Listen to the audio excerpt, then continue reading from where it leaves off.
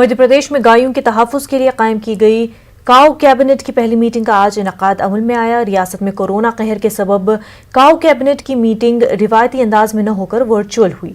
वज़ीर आला शिवराज सिंह ने मीटिंग की सदारत की। शिवराज सिंह ने 3 नुकाती फार्मूला तैयार किया है जिस पर आगे काम किया जाएगा।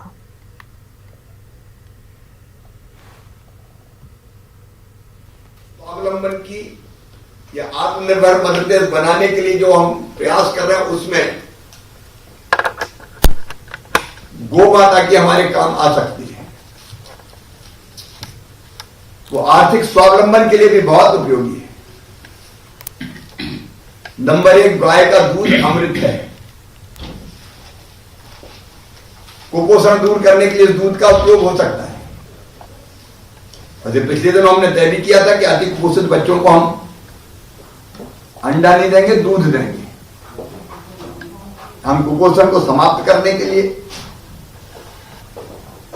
दूसरी चीज है दूध के अलावा गाय का गोबर, और गोबर का सबसे प्रमुख उपयोग तो है खाद बनाने में। आज केमिकल फर्टिलाइजर के कारण जमीन विषाक्त हो रही है, अन्न विषाक्त है। उसके जितने दुष्प्रभाव साइंटिफिक रिसर्च में सिद्ध हुए। इसलिए गाय का गोबर हमारी धरती मां के लिए, खेती के लिए संजीवनी हो सकता है। गोबर की खाद, गाय और पशुधन, उस दिशा में बहुत काम करने की जरूरत है। तत्काल काम शुरू किया जा सकता है।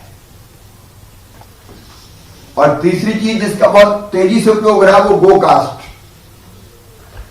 अगर जंगल बचाना तो लकड़ी कटने से रोकनी पड़ेगी, और लकड़ी का एक बड़ा हिस्सा जलाने में काम आता है।